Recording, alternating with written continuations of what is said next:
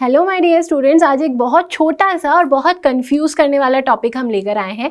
Since और for में क्या डिफरेंस है। सिंस और फॉर दोनों का ही यूज़ किया जाता है कुछ टाइम डिनोट करने के लिए। हमने ये देखा था कि जब हम परफेक्ट टेंस के सेंटेंसेस बनाते हैं तब हम सिंस या फिर फॉर का यूज़ करते हैं समय लिखने के पहले। तो किस तरह के समय को डिनोट करने के लिए हमें सिंस का यूज़ करना है और कैसे समय को डिनोट करने के लिए फॉर का यूज़ करना है, आज के इस वीडियो में हम वही कन्फ्यूजन को दूर करने वाले हैं। स्क्रीन पर बहुत ध्यान से देखिए, सिंस वर्सेस फॉर लिखा हुआ है। सिंस और फॉर में क्या डिफरेंस है। पहले कॉलम में लिखा है कि सिंस स्टार्टिंग पॉइंट को डिनोट करता है और फॉर पीरियड ऑफ टाइम को डिनोट करता है। यदि आप किसी भी किताब को खोल के देखेंगे इंग्लिश ग्रामर की, या फिर आप किसी भी बुक को रेफर करने की कोशिश करेंगे, तो आपको हमेशा एक बड़ी सी टेबल दिखेगी। सिंस का यूज होता है मंथ के पहले, सिंस का यूज होता है फेजेस ऑफ लाइफ के पहले, particular time instant point of time के पहले सिंस का यूज होता है। फॉर का यूज करते हैं नंबर के पहले, उसके बाद कैसे कैसे नंबर्स के पहले फॉर का यूज करते हैं, पूरा डिटेल में एक्सप्लेनेशन लिखा होता है। लेकिन उस सबसे कंफ्यूजन और बढ़ जाता है। आपको सिर्फ ये 2 पॉइंट्स याद रखने हैं और आपका हर एक क्वेश्चन, हर एक सेंटेंस बनेगा। क्या 2 पॉइंट्स याद रखना है। सिंस को आपको केवल और केवल यूज करना है जब आप शुरुआती पॉइंट बता रहे हैं। जैसे मैं सुबह से पढ़ रही हूं, तो कब से पढ़ रही हूं, सिंस मॉर्निंग। आप जनवरी से प्रिपरेशन कर रहे हैं, तो कब से प्रिपरेशन कर रहे हैं, जनवरी से। कोविड-19 जनवरी से इंडिया में आ चुका है, कब से आ चुका है, जनवरी से। स्टार्टिंग पॉइंट बताया मैंने तीनों ही सेंटेंसेस में। तो जब भी आपको स्टार्टिंग पॉइंट बताना है किसी समय का, तब आप सिंस का यूज करते हैं। फॉर का यूज कब किया जाता है, जब आप पीरियड ऑफ टाइम या फिर अवधि बताएं। अवधि कैसे, जैसे बोला जाए कि वो हर सुबह 2 घंटे व्यायाम करता है। मुझे ये कहना है किसी व्यक्ति के बारे में कि कोई लड़का है, वो हर सुबह 2 घंटे व्यायाम करता है। जब मैंने 2 घंटे बोला तो इसमें आपको अवधि या फिर ड्यूरेशन समझ में आ रहा है। तो मैं इस सेंटेंस को ऐसे बोलूंगी, He exercises for 2 hours every morning. For 2 hours, मुझे अवधि समझ में आई। तो जब आप अवधि या फिर टाइम ड्यूरेशन की बात करते हैं तब आप यूज करते हैं फॉर का। एक और डायग्राम से आप ये सिंस और फॉर का डिफरेंस बहुत आसानी से समझ सकते हैं। देखिए यहाँ पर आपको 2 डायग्राम्स बने हुए दिख रहे हैं। हमेशा यदि आप इस डायग्राम को ध्यान में रख लेंगे, दिमाग में बैठा लेंगे, तो आपका सिंस और फॉर का डिफरेंस बिल्कुल हमेशा के लिए आपके दिमाग में बैठ जाएगा। फॉर के बीच में देखिए मैंने क्लॉक बनाई है। क्लॉक जो है वो टाइम ड्यूरेशन को बताती है। 1 घंटे कोई कार्य हुआ, 2 घंटे हुआ या 4 घंटे हुआ, या फिर पूरे 12 घंटे के लिए कोई सा कार्य आप कर रहे थे। तो ये जो क्लॉक है वो किसको बता रही है, टाइम ड्यूरेशन को बता रही है, अवधि को बता रही है। तो फॉर में जो ओ आता है, इमेज दिमाग में बैठा लीजिए कि ओ जो है वो क्लॉक को या टाइम ड्यूरेशन को बता रहा है। तो फॉर किसको बताएगा, अवधि या फिर टाइम ड्यूरेशन को बताएगा। वहीं आप सिंस की बात करें तो सिंस देखिए एस से स्टार्ट होता है, और वहीं आप स्टार्ट शब्द को देखें तो वो भी एस से स्टार्ट हो रहा है। तो सिंस भी एस से स्टार्ट होता है, स्टार्ट भी एस से स्टार्ट होता है। तो इससे आप याद रख सकते हैं कि सिंस किसको डिनोट करता है, स्टार्टिंग पॉइंट ऑफ टाइम को डिनोट करता है। अब हम कुछ सेंटेंसेस को देखेंगे इस डिफरेंस को और ज़्यादा क्लियरली समझने के लिए। सबसे पहले हम बात करने वाले हैं सिंस के कुछ एग्जांपल्स की। तो सिंस को डिटेल में डिस्कस करते हैं। मान लीजिए कोई लड़की है, कोई छोटी सी बच्ची है, वो बचपन से ही म्यूजिक सीख रही है। कब से सीख रही है, बचपन से सीख रही है वो म्यूजिक। तो ये स्टार्टिंग पॉइंट हुआ। हमें ड्यूरेशन नहीं पता कि कितने सालों तक वो सीखती रही या कितने सालों से वो सीख रही थी। हमें ये पता है कि स्टार्टिंग पॉइंट कब हुआ था, वो काम होने का वो स्टार्टिंग पॉइंट था बचपन से। तब इस सेंटेंस को हम इस तरीके से लिखेंगे, she has been learning music since she was a child, या फिर सिंस हर चाइल्डहुड। तो जब स्टार्टिंग पॉइंट बताया तो मैंने सिंस का यूज किया। इसी तरीके से आप देखिए एक और एग्जांपल है, our country has been facing financial crisis since कोविड-19 स्प्रेड। तो सिंस के बाद में मैंने जो लिखा है, जो वर्ब लिखी है, वो वर्ब एक्चुअल में स्टार्टिंग पॉइंट को डिनोट कर रही है। तो पहला पॉइंट आपको यही ध्यान रखना है कि स्टार्टिंग पॉइंट जब आप बताते हैं तब आप सिंस का यूज करते हैं। अभी दोनों ही सेंटेंसेस में आपने देखा कि आपने कुछ क्लॉज या फिर कुछ सेंटेंस लिखा सिंस के बाद। यहाँ पे मैंने लिखा था since she was a child, और यहाँ पे मैंने लिखा था सिंस कोविड-19 स्प्रेड। क्या सिंस केवल फ्रेजेस या फिर क्लॉजेस के पहले आता है? ऐसा नहीं है। आप जनवरी, मंडे, मॉर्निंग, इन सब के पहले भी सिंस यूज कर सकते हैं। अब एक एक करके इन्हीं को हम लोग डिस्कस करेंगे। सप्ताह के किसी दिन का मुझे नाम बता के बोलना है कि उस दिन से ये कार्य हो रहा है, जैसे since Monday, since Tuesday, since Wednesday, तो सिंस का यूज हो सकता है। इसके अलावा जब आपको मंथ बताना है कि जनवरी से ये काम हो रहा है, फरवरी से ये काम हो रहा है, तब भी आप सिंस का यूज कर पाते हैं। दोनों ही सेंटेंसेस जो अभी आपको स्क्रीन पर दिख रहे हैं वो इसी प्रकार के सेंटेंस है। पहले सेंटेंस में लिखा है she has been studying this topic since Monday, वो कब से इस टॉपिक को पढ़ रही है, वो मंडे से इस टॉपिक को पढ़ रही है। तो मंडे जो है वो क्या है, फिर से स्टार्टिंग पॉइंट है। इसके अलावा आप देखिए they have been preparing for the exam since January, वो एग्जाम की प्रिपरेशन कब से कर रहे हैं, जनवरी से कर रहे हैं। तो मैंने कोई मंथ बताया, उस मंथ की शुरुआत से ये काम हो रहा है।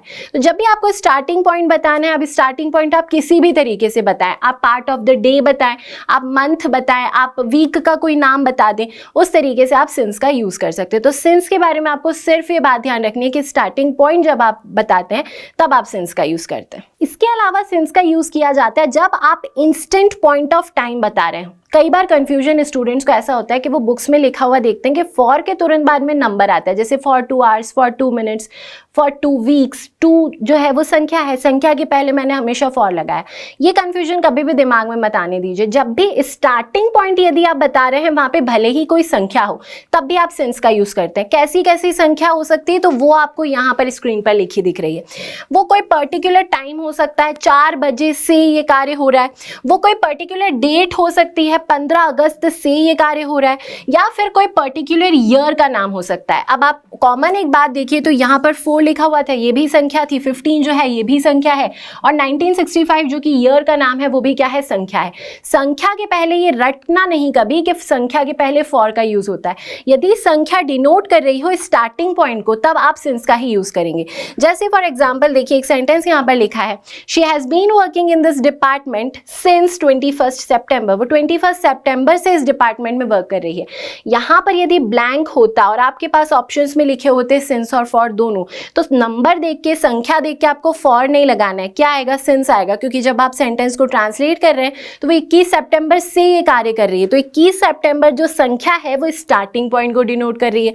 ऐसा ही एक सेंटेंस आपको यहाँ पर लिखा हुआ दिख रहा है, और इस सेंटेंस में ये बोला जा रहा है किसी व्यक्ति की बात हो रही है, और वो उनके बारे में ये बात कही गई है कि he has taught at this school since 1965, उन्होंने इस स्कूल में पढ़ाया है 1965 से। 1965 जो है वो संख्या है, लेकिन 1965 कोई पर्टिकुलर टाइम है जब से वो शुरुआत हुए थे पढ़ाना, शुरुआत हुई थी उस क्रिया की।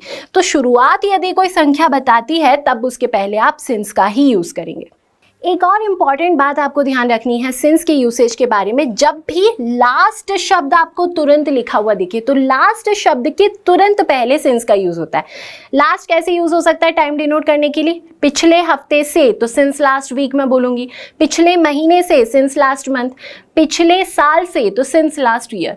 तो जब भी आपको लास्ट शब्द लिखा हुआ दिखे तो लास्ट शब्द के तुरंत पहले सिंस का यूज होता है। लास्ट के बाद में आपको ऐसे टाइम ड्यूरेशन लिखे हुए दिखने चाहिए, week, month, year, minutes, seconds, कुछ भी टाइम डिनोटिंग वर्ड्स हो सकते हैं।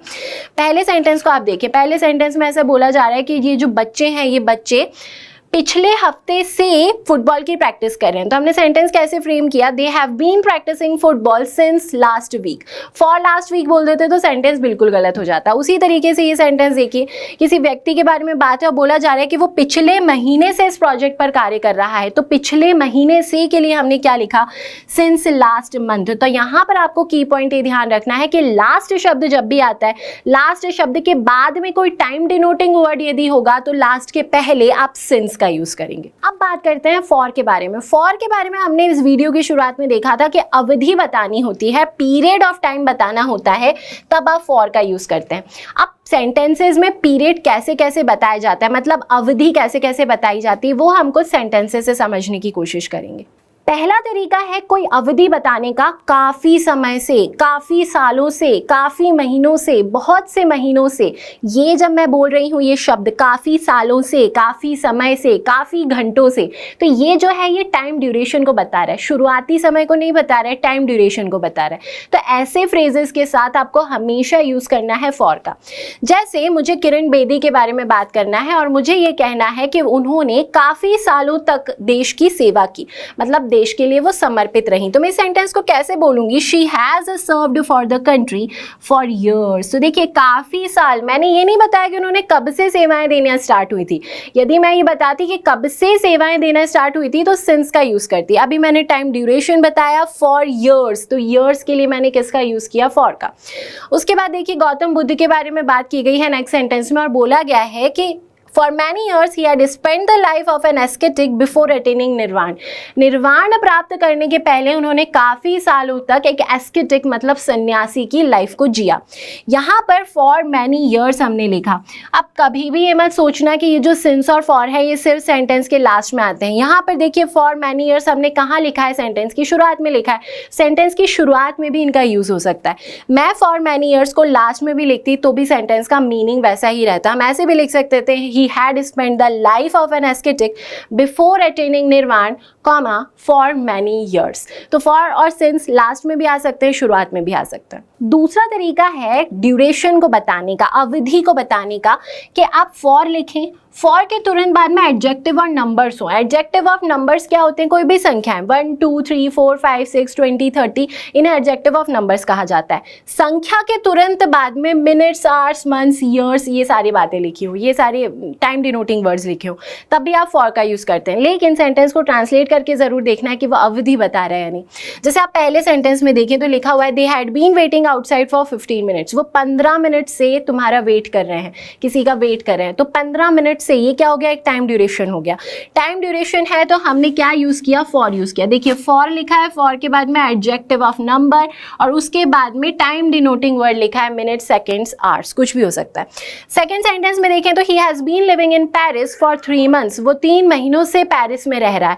3 महीनों से, फिर से अवधि बताई। देखिए फॉर लिखा, फॉर के बाद में एडजेक्टिव ऑफ नंबर और लास्ट में टाइम डिनोटिंग वर्ड।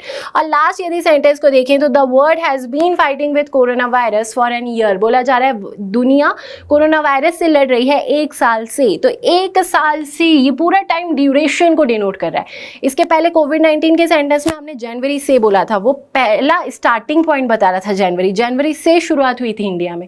लेकिन यहाँ पे मैंने बोला फॉर एन ईयर, तो यहाँ पे मैंने अवधि बताई। तो फॉर और सिंस में इस माइनर से डिफरेंस को आपको ज़रूर ध्यान रखना है। तीसरा और आखिरी तरीका है फॉर से टाइम ड्यूरेशन बताने का कि आप द लास्ट, द पास्ट के पहले फॉर का इस्तेमाल करें। अभी हमने देखा था कि लास्ट के तुरंत पहले यूज होता था सिंस का, लेकिन यदि लास्ट या पास्ट के पहले आर्टिकल द लगा हो तब आप टाइम ड्यूरेशन को डिनोट करते हैं और तब आप फॉर का यूज करते हैं। कैसे किया जाता है, the world has been facing the corona virus pandemic for the last 10 months. देखिए मैंने कैसे लिखा, for the last 10 months. The के बाद में लिखा हुआ था लास्ट, तो द के पहले मैंने यूज किया फॉर का। मैं यहाँ पर सिंस भी यूज कर सकती थी। यदि मुझे सिंस यूज करना होता तो मैं ऐसे लिखती, सिंस लास्ट 10 मंथ्स। तो यहाँ पे ध्यान देने वाली बात यह है कि सिंस के तुरंत बाद में जब लास्ट आता है तो वो स्टार्टिंग पॉइंट को डिनोट करता है, लेकिन फॉर के बाद में द लगा के जब आप लास्ट लगाते हैं तब आप टाइम ड्यूरेशन को डिनोट करते हैं। पहले सेंटेंस में फॉर द लास्ट 10 मंथ्स अवधि को बता रहा है, और सिंस लास्ट 10 मंथ्स जो है ये फ्रेज बता रहा है स्टार्टिंग पॉइंट को, कि 10 महीने पहले ये स्टार्ट हुआ था पैंडेमिक। तो आपको यही डिफरेंस ध्यान रखना है। आप कुछ क्वेश्चंस करने की कोशिश करते हैं हम इस फॉर और इस सिंस के साथ ही। पहला सेंटेंस देखिए, he has lived in Indore dash a long time. वो इंदौर में रह रहा है काफ़ी समय से। अब ऑप्शन है आपके पास, ऑप्शंस में आपके पास फॉर भी है और सिंस भी है। अब मैंने बोला वो काफ़ी लंबे समय से इंदौर में रह रहा है। आप बताइए कि टाइम ड्यूरेशन है या स्टार्टिंग पॉइंट बता रहा है। काफ़ी समय से तो टाइम ड्यूरेशन को बता रहा है, अवधि को बता रहा है, तो बिल्कुल यहाँ पे क्या यूज़ हो जाएगा, फॉर यूज़ होगा। उसके बाद सेकेंड सेंटेंस देखें, I have lived in Indore dash my childhood. मैं इंदौर में रह रही हूँ अपने बचपन से। कब से रह रही हूँ, बचपन से। अब क्या आपको अवधि समझ में आई, अवधि समझ में नहीं आई, आपको स्टार्टिंग पॉइंट समझ में आया। तो स्टार्टिंग पॉइंट था तो मुझे क्या लगाना पड़ेगा, सिंस का यूज करना होगा। थर्ड सेंटेंस देखिए, he has been working dash he arrived. वो तब से कार्य कर रहा है जब से वो पहुंचा है, जब से वो ऑफिस आया है वो तब से कार्य कर रहा है। अब जब से ये क्या हो गया, स्टार्टिंग पॉइंट हो गया, तो हम क्या बोलेंगे, since he arrived. For he arrived बोलते तो बिल्कुल गलत हो जाता। Next sentence, they study dash 2 hours every day. वो प्रतिदिन 2 घंटे पढ़ते हैं। कितने घंटे, 2 घंटे। कब से पढ़ना शुरू करते हैं हमें ये नहीं पता चला, हमें पता चला कि 24 घंटे में से वो 2 घंटे पढ़ते हैं, अवधि है। तो क्या यूज करोगे आप, फॉर का यूज करोगे। और लास्ट सेंटेंस है, she has lived in New York dash 2014। वो न्यूयॉर्क में 2014 से रह रही है। अब हमें टाइम ड्यूरेशन नहीं समझ में आया, हमें स्टार्टिंग पॉइंट समझ में आया, तो स्टार्टिंग पॉइंट के लिए हम यूज करेंगे सिंस का। तो आपको पूरा वीडियो ना भी समझ में, यदि आपको सारे रूल्स ना भी याद में रहें तो भी आपको सिर्फ 2 पॉइंट्स याद रहने चाहिए कि जो सिंस है वो यूज होता है स्टार्टिंग पॉइंट के लिए और फॉर यूज होता है टाइम ड्यूरेशन बताने के लिए। बस इस पॉइंट को आप याद रखेंगे तो आपसे सारे क्वेश्चंस बनेंगे और कभी भी सिंस और फॉर में कोई मिस्टेक नहीं होगी। सिंस और फॉर का अभी तक हमने यूज देखा कि हम टाइम बताने के लिए कैसे सिंस और फॉर का यूज करते हैं, टाइम डिनोटिंग वर्ड्स के पहले कैसे सिंस और फॉर का यूज करते हैं। लेकिन सिंस और फॉर का एक और यूज होता है, वो यूज है रीजन बताने के लिए, कारण बताने के लिए, या फिर आप बहुत आसानी से यदि समझना चाहें तो क्योंकि या फिर चूंकि शब्द के स्थान पर आप सिंस या फॉर दोनों का ही यूज कर सकते हैं। थोड़ा सा डिफरेंस होता है यूज करने के तरीके में। जैसे मान लीजिए मुझे किसी व्यक्ति के बारे में बात करनी है कि उसकी परफॉर्मेंस इतनी अमेजिंग थी क्योंकि उसने बहुत प्रैक्टिस की थी। क्योंकि के साथ मैं क्या दे रही हूँ, रीजन दे रही हूँ। तो मैं सेंटेंस को ऐसे बोल सकती हूँ, चूंकि उसने बहुत प्रैक्टिस की थी, बहुत अभ्यास किया था, इसलिए उसकी परफॉर्मेंस बहुत ही अमेजिंग थी। ये जो चूंकि शब्द बोला, इसके स्थान पर आप सिंस का यूज कर सकते हैं। ऐसा ही सेंटेंस आपको स्क्रीन पर लिखा हुआ दिख रहा है। फर्स्ट सेंटेंस देखिए, since he had practised a lot his performance was amazing. यहाँ पर सिंस टाइम को नहीं बता रहा है बल्कि बता रहा है चूंकि ऐसा किया था इसलिए ऐसा हुआ। तो ये चूंकि और इसलिए जो शब्द है इन दोनों को ही डिनोट करता है सेंटेंस में सिंस। इसी तरीके से सेकेंड सेंटेंस देखिए, since he didn't study he didn't pass the exam. चूंकि उसने पढ़ाई नहीं की थी इसलिए वो एग्जाम में पास नहीं हुआ। तो एग्जाम में पास नहीं होने का कारण क्या है, ये वाला सेंटेंस कारण है। तो जब भी आप कारण बताते हैं तो उस सेंटेंस में आप सिंस का यूज करते हैं चूंकि की प्लेस पर। फिर से, चूंकि उसने पढ़ाई नहीं की थी इसलिए वो एग्जाम में पास नहीं हुआ, मैंने सिंस का यूज किया। अब आप थर्ड सेंटेंस देखिए। थर्ड सेंटेंस में डिफरेंस ये है कि अब मैंने सिंस को लिख दिया बीच में। सेंटेंस को थोड़ा सा हम ट्रांसलेट करने की कोशिश करते हैं। I decided to stop the work I was doing since it was very late and I wanted to go to bed. मैंने कार्य को रोकने का या फिर समाप्त करने का निर्णय लिया क्योंकि बहुत देर हो चुकी थी और मुझे सोने जाना था। क्यों बंद किया, क्योंकि बहुत देर हो चुकी थी और मुझे सोने जाना था। यहाँ पर क्योंकि शब्द की प्लेस पर मैंने यूज किया है सिंस का। तो ऐसा नहीं है कि क्योंकि या चूंकि के लिए आप सिंस स्टार्टिंग में लगाएंगे, आप स्टार्टिंग में भी लगा सकते हैं, बीच में भी लगा सकते हैं। इस सेंटेंस को भी मैं ऐसे भी लिख सकती थी, since it was very late and I wanted to go to bed comma I decided to stop the work I was doing. कहीं भी आ सकता है, शुरुआत में भी और बीच में भी। बस ध्यान ये दीजिए कि जब आपको रीजन बताना होता है तब आप सिंस का यूज करते हैं। अब ये जो सेंटेंस है, अभी तक तो हमने देख लिया कि सिंस का यूज चूंकि के लिए हो रहा है। यहीं पर सिंस की जगह आप फॉर का भी यूज कर सकते हैं, लेकिन फॉर का यूज केवल बीच में किया जाता है। सिंस और फॉर का यूज जब आप टाइम ड्यूरेशन या फिर टाइम बताने के अलावा रीजन बताने के लिए करते हैं तो ध्यान ये दीजिए, सिंस स्टार्टिंग में भी आ सकता है, बीच में भी आ सकता है।